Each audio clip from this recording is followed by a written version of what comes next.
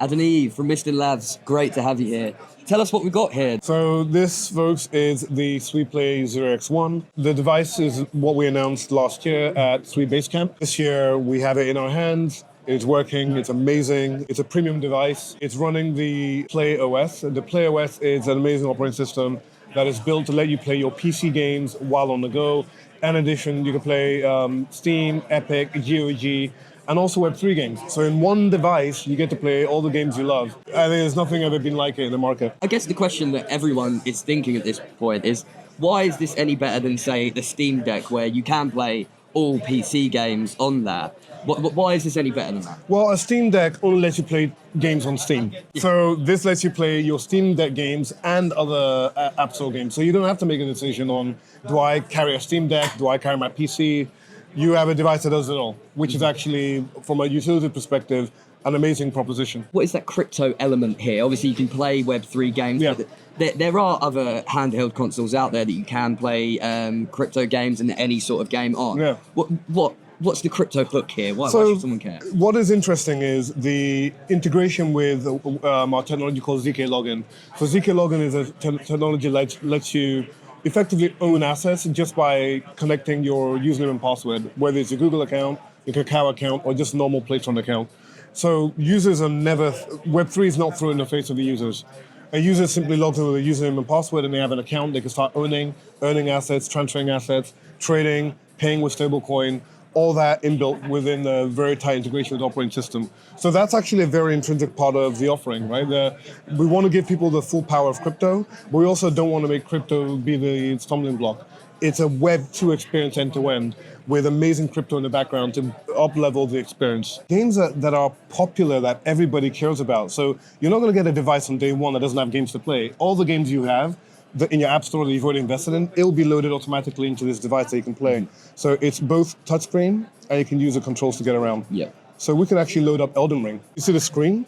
Like the quality of the screen. LCD screen. LCD, but it's one of the highest end LCD screens that you can get. So you can see I'm panning through the whole world. Look at the frame rate. It is amazing. So I'll try not to die. There's no compromise just because it's a handheld device. The graphics are still amazing. Mm-hmm. Oh my God, we're about to die. We did really well.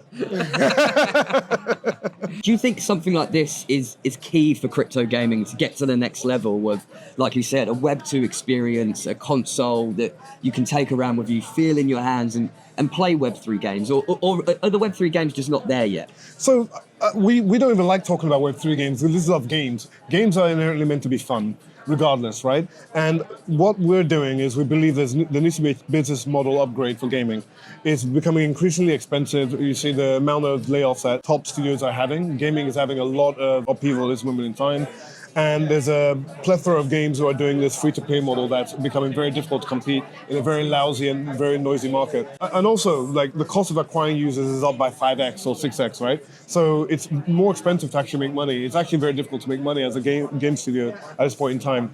So what this device really gives you, like, we believe the wallet is going to be the replacement for session cookies, right? So this targeting that you're trying to do where you're praying and spraying is no longer needed with wallets. The idea that I can own an asset, I can trade an asset, is going to up-level and make retention something that's a lot cheaper. Very easier to do than what we have in the market today. So I think overall, the business model for game studios will be a lot more sustainable with Web3. Web3 is what's going to actually, it's a thing now where I think gaming needs Web3, not the other way around, right? Mm-hmm. And fundamentally, the technology is there to make that possible at this point in time. Yeah, you're right. The screen is really good. It's very bright, especially if you're outside, right? Yeah. You're not even in the high glare scenarios, and the controls are very ergonomical. It's all smooth. Yeah, it's in and out, smooth. very smooth, no jerkiness. When is this coming out? So it will be shipping this summer. At Basecamp, we're actually giving out about 250 devices. From then on, people should expect to have the last shipment by September. It starts shipping in June. How much is each device? It's $599 each. As you mentioned, this is a premium version. Correct. This is meant to be the best it can be. Of course, yes. The graphics card, the circuit board, the screen, the accelerometers are all high-end. Over the past year or so, we've seen like play to earn sort of come back. play to airdrop, tap to earn. Yeah. Is that all going to be integrated here, or are you trying to stay away from those sort of mechanics? So we're not really opinionated. The device lets you play your PC games now. So if you don't do any Web3, great, just play your games you have now. But then, as part of playing your Web2 games, you get rewards for the games you play, for the time you spend, and those rewards can be used to buy other games. It can be used to do as a way to target you, to give you a reward to play a new game or try something new. So again, it's all retention, acquisition, reducing those costs. For us, the promise of people that are doing deep integration Web3 is you can now have app stores directly in game. You know, right now you've had multiple studios have fights with app stores, right, where they're giving away 30%, 20% of their revenues to app stores. Whereas if you're an independent publisher, that is make or break for you. Now with the Platform device, you can effectively publish a game and not pay those exorbitant fees.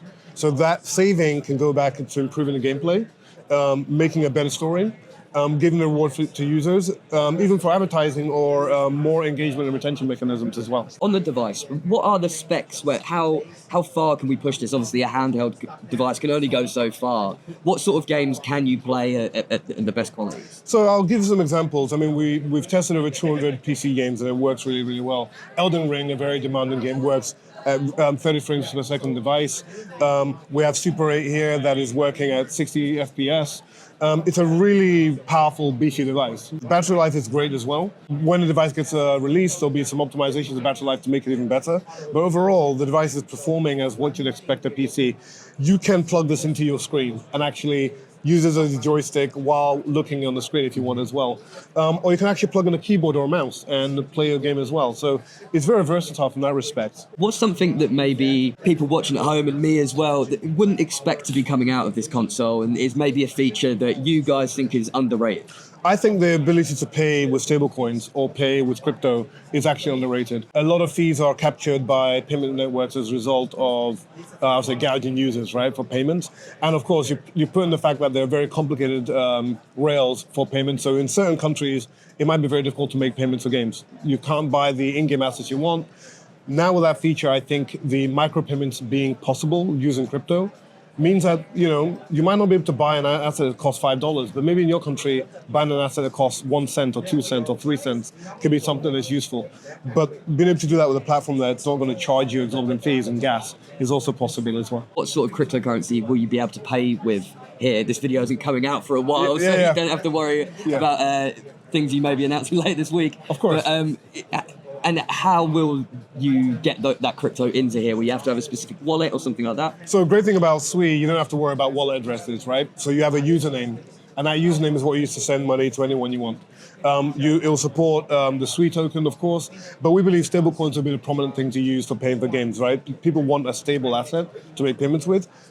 We just announced G Dollar, which is a gaming dollar that you'd be used for gaming. So you'd be able to from your bank, add funds and send that directly to your Platform account, and then use that to buy and sell assets as you want as well.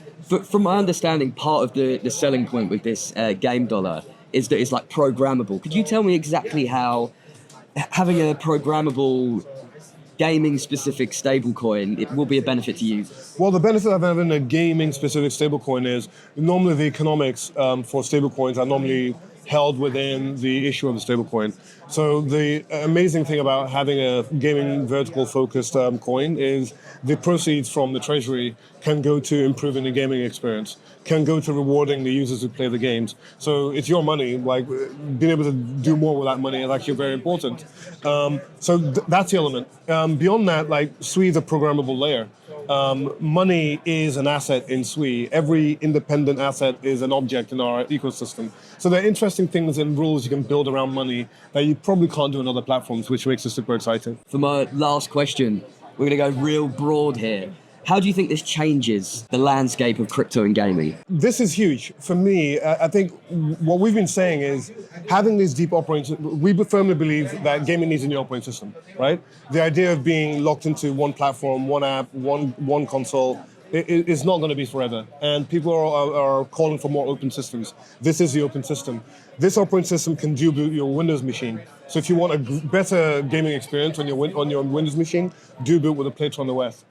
Everywhere this operating system is installed, whether it's a phone, whether it's a SuiPlay device, whether it's some other custom device, you have a Sui wallet inbuilt into it using ZK login. So distribution is going to be key, and I think we'll have the best distribution channel for crypto that's ever existed. So do you think SuiPlay is the first step in this broader move for the operating system? Do you think maybe we could see a more traditional non-handheld console? That's a really good question. So just like Google has a Pixel device as a high-end representation of what they want consumers to handle, the SuiPlay is a high-end representation of what we want consumers to handle. It is very well built, amazing specs, and we believe, in fact, there are other OEMs who are going to build competing devices to the SuiPlay device using the Playtron OS, which we actually want. We actually want that to happen, right?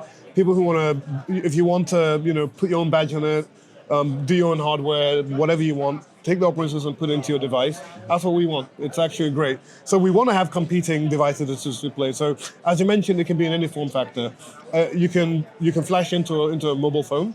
So, I mean, phones we don't believe is the way to go, but you can flash into a mobile phone. You can put in a set-top box. You can boot it with your normal PC. There are a number of ways this thing can, what form factors this can take. Thank you so much, mate. Thank you. Thank you.